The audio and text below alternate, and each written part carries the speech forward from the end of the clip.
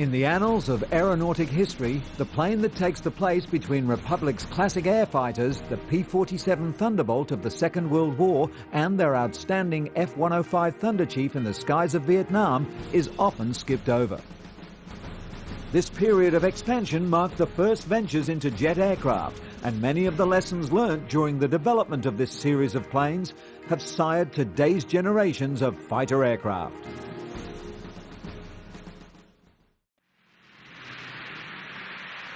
Successor to the P-47 Thunderbolt of World War II fame, the Republic F-84 Thunderjet was designed in 1944 as a mid-wing day fighter with a top speed of 600 miles per hour. The Thunderjet and its many variants were to make their mark during this era, as had their propeller-driven forebears, the Jugs, for their toughness and their sheer workhorse capabilities. In early 1945, the US Army ordered 100 models of the P-84, and the aircraft had its first flight the following year. The F-84D and the F-84E both entered operational service in 1949 and were the first models of the Thunderjet to participate in the Korean conflict.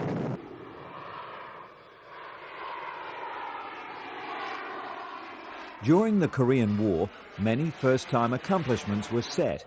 It was the first conflict in which jet aircraft were used extensively in aerial combat, and it included the first jet-to-jet aerial fighting. On the 27th of June 1950, 2 days after North Korea invaded South Korea, President Truman ordered American air forces into action in Korea. However, because of rigorous post-World War II budget cuts, the majority of aircraft able to be deployed had been developed in the early 1940s, and the might of American air power was only a shadow of the war years. The jet aircraft then in development were severely limited by their range and takeoff and landing requirements, and as such the initial battles were fought using the propeller-driven F-51s, F-4Us, A-1s, B-26s and B-29, all of which had served admirably in the last World War, but were definitely outdated with the dawning jet age. The first air missions were flown from irregular matted strips by the Air Force from rough bases in Korea, jets from Japan, and by the Marines from US Navy carriers. These missions succeeded in slowing and then eventually stopping the advance of the communist troops and allowing the retreat and evacuation of UN forces back to Busan. B-29 heavy bombers were used in the role of interdiction and strategic missions, which disrupted the North Korean supply, advance and staging attempts. The F-84s were originally destined to be flown as bomber escorts. This role became more demanding in the end of 1950 and was actually filled by the new North American F-86 Sabres. The production of other F-84 and F-86 aircraft had been in accelerated development for use in Korea in the event that the conflict continued. The aircraft were readied for delivery in mid-October, but were delayed because the conflict appeared to be drawing to a close after the North Korean army was repelled from South Korea. However, on the 9th of November 1950, there was a major development in the conflict. The North Korean forces began deploying the MiG-15 jets.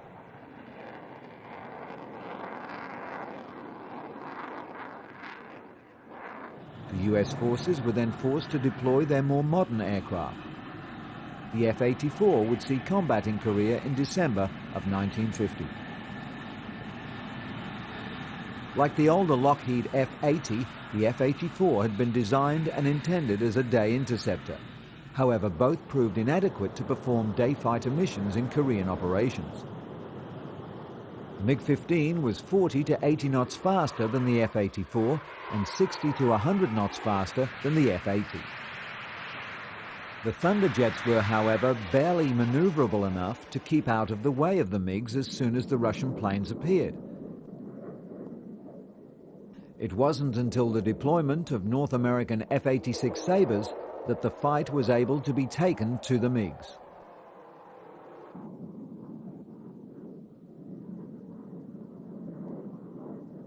With the appearance of the jet-powered MiG-15 flown by Chinese pilots, achieving and maintaining air superiority became more challenging for the United Nations. These Soviet-built swept-wing aircraft could outclimb the jet-powered American F-86A and had a 10,000-foot higher service ceiling than the Sabres. The MiG's performance advantage was especially notable at these higher altitudes, but the North American F-86 had better flying qualities and was a more stable gun platform. Additionally, American pilots proved to be more capable than their communist counterparts, which helped to even the odds. Today, debates still rage about the attributes and vices of both planes. As a consequence, the primary mission of F-84s in the conflict became their secondary design role, and in the close air support of ground forces, the heavy bomb load of the F-84 made it particularly effective. Throughout the war, engineers at Republic continued development on the basic F-84, and several improved variants, including the F-84E, 84F and 84G, which became the most numerous, were conceived.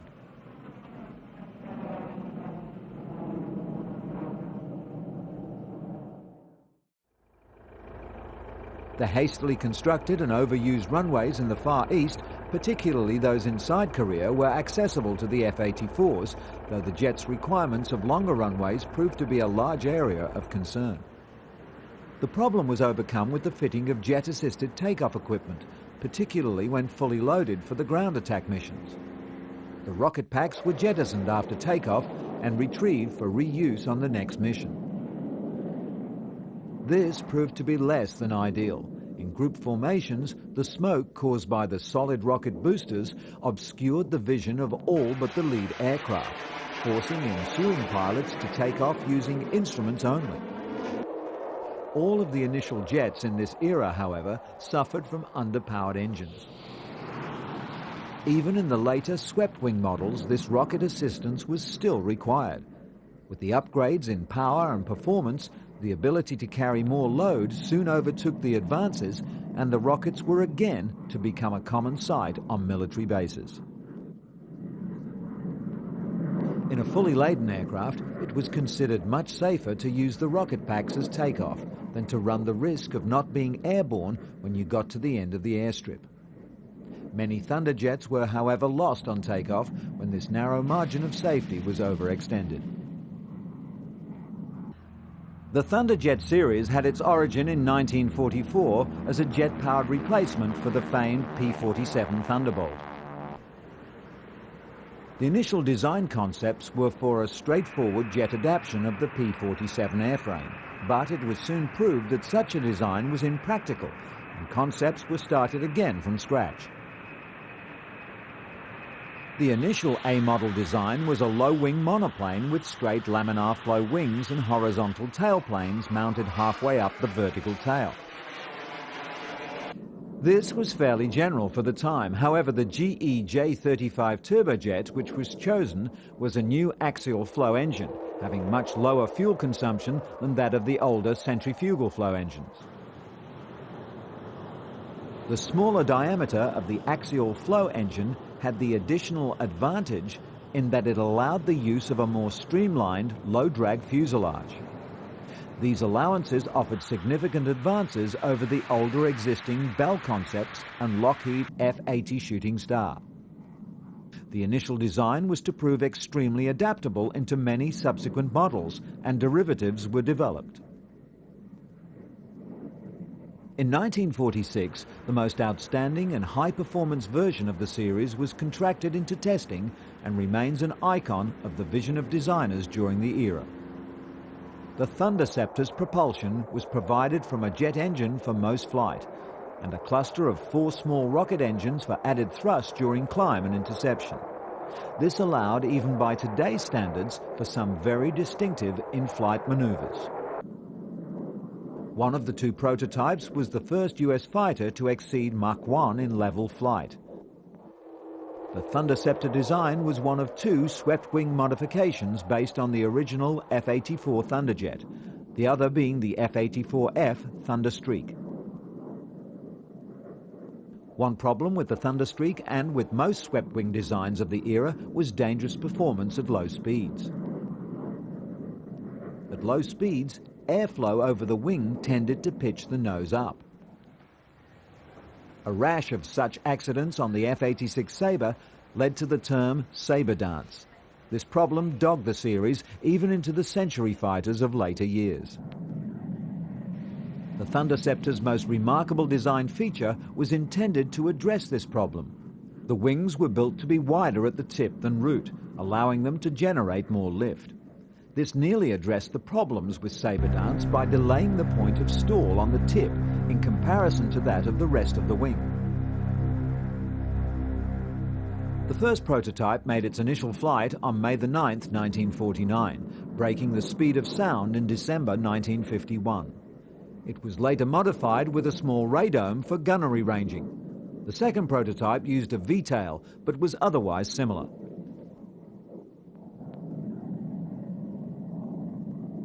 By 1954, new designs outperformed the F-91 in speed, range and loiter time. The era of the dedicated day fighter type interceptor was over. Another defining design concept was the ability to vary the angle of incidence of the wing as a whole, tilting it up for low-speed operations during takeoff and landing, and then decreasing for high-speed flight and cruise. This concept was used to great advantage in later years with bombers and attack planes aboard aircraft carriers.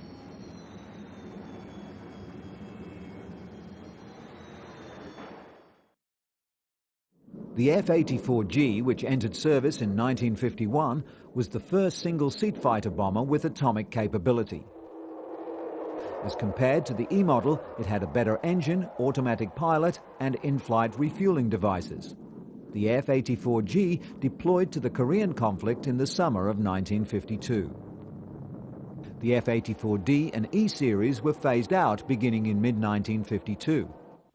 The F-84G began its phase-out in 1955 after a brief stint with the newly formed Air Force Air Demonstration Squadron, known as the Thunderbirds. At the time, the sight of close-formation aerobatic jet aircraft must have cemented the public concept of American air superiority at air shows the world over. Even with the benefit of hindsight, flying these early model jets at distances of sometimes less than 5 feet apart is still an inspiring, if not heroic, sight. With the rapid development of the new science of jet air warfare, concepts allowing jet-powered aircraft onto carriers soon appeared. Two RF-84F airframes were modified to accept Allison turboprop engines. These aircraft, originally the F-106, then redesignated XF-84H, had special propellers designed to rotate at supersonic speeds. The horizontal stabilizer was moved to the top of the vertical stabilizer in a T-tail arrangement to avoid the turbulent propeller wash. The aircraft's first flight was on the 22nd of July, 1955. But after ensuing development, it was deemed unusable for Navy purposes. It became the fastest propeller-driven aircraft. However, the noise and physiological effect of the blade tips breaking the sound barrier, even during taxiing, became a major area of concern. The din of over 900 sonic booms a second caused nausea and general malaise in the immediate area, even to those wearing ear protection. The effect on a confined carrier deck would have been less than satisfactory. Perhaps luckily, the birth of the steam catapult, refinement of jet design and angle flight decks cancelled the program. Many other experimental concepts were based around the soundness of the Thunderjet's basic design. The XF-103, a delta-wing ramjet-driven interceptor, was a concept on the cutting edge at the time, as ramjets were seen to be the next generation of jet aircraft. The F-84s were used to test the periscope concept of providing vision to pilots for the 103, as the plane would have no cockpit extrusion in an attempt to achieve the higher speeds provided by the ramjet's thrust. The ramjets themselves were tested on F-84s also, though very carefully. Had these engines been run up to full thrust, they would have torn the wings off this F-80, as if they were made of tissue paper. The ramjet engines have gone on into the space program and are today used in missile and drone technologies. The theories proven through the original F-84 and X-17 series have become the basics of high Mach physics in aeronautics today.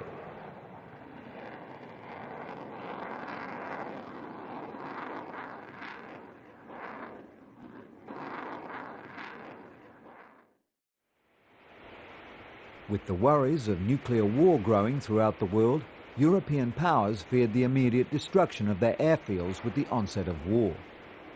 This led to the testing of zero-length launch concepts using F-84Gs.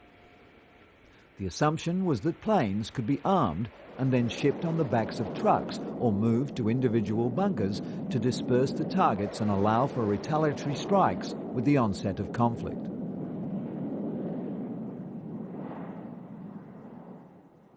The plane was mounted with a disposable solid rocket booster, which would accelerate the vehicle to flight speed, allowing the jet engine to take over. Then the rocket would fall away, returning the plane to aerodynamics efficiency. The concepts were tested extensively using Thunderjets and later with F-100s, with the hopes of fitting them to newer interceptor aircraft such as the F-104 starfighter. The most numerous of the F-84 series was the RF-84F Thunderflash.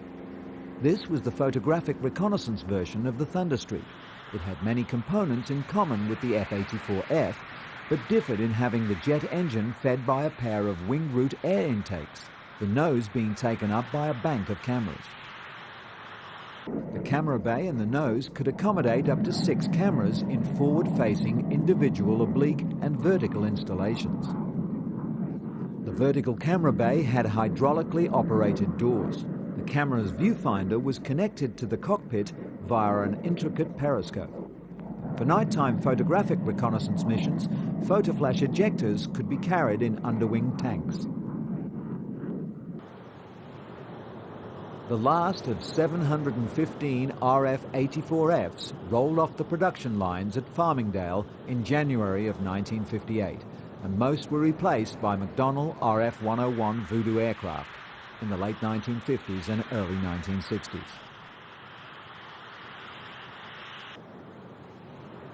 Another groundbreaking test area of the F-84 was the FICON concepts during the early 1950s. The Air Force decided to conduct experiments on the feasibility of Special Air Command's B-36 heavy bombers carrying fighter aircraft suspended under their bellies.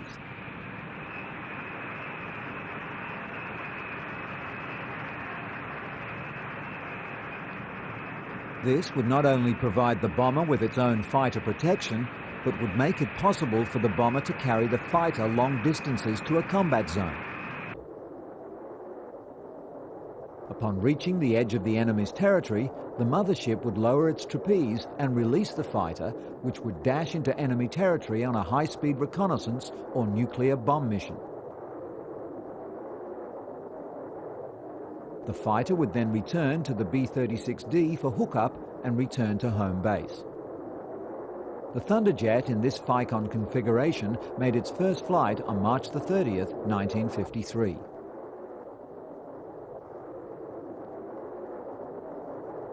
Other specialized aircraft were also developed to these ends.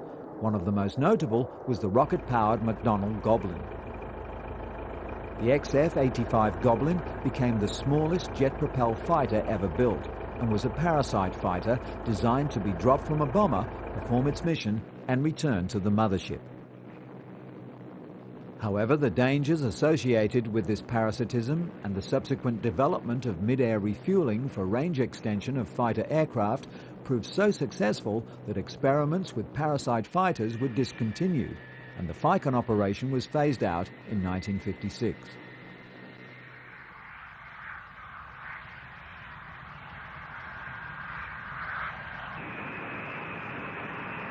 The closing record of the F-84 series only ends in 1982 in Turkey, when they were finally released from active duty after many years of outstanding service.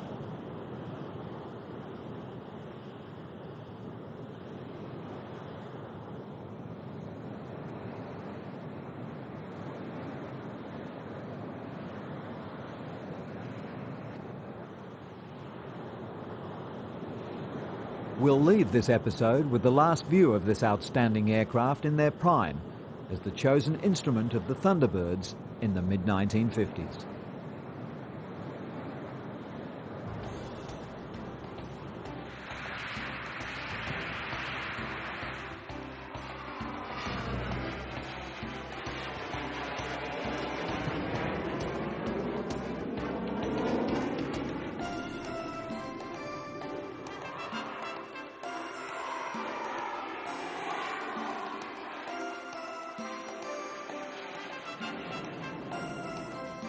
Thunderbirds, let's do a loop. Play the deck. Nose coming up. Okay, and with the pull.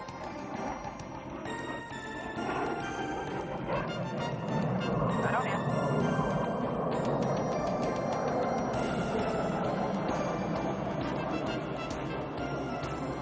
Popping the loop now, ease it off. Let it float. All right, back in with the pull.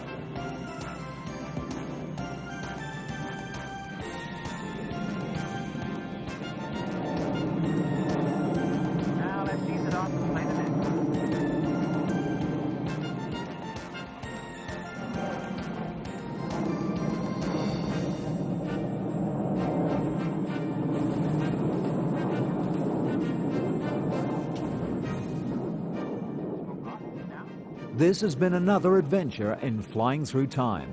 Join us next time when we cast our eyes over the ever-broadening realm of flight.